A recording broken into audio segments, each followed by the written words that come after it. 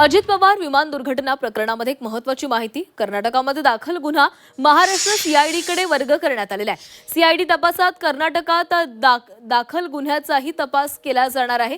तर अजित पवार विमान दुर्घटना प्रकरणामध्ये कर्नाटकात गुन्हा दाखल करण्यात आलेला होता, त्याचा तपास आता महाराष्ट्र सीआयडीकडे तो गुन्हा वर्ग करण्यात आलाय। सीआयडी तपासात कर्नाटकात दाखल गुन्ह्याचाही तपास केला जाणार आहे।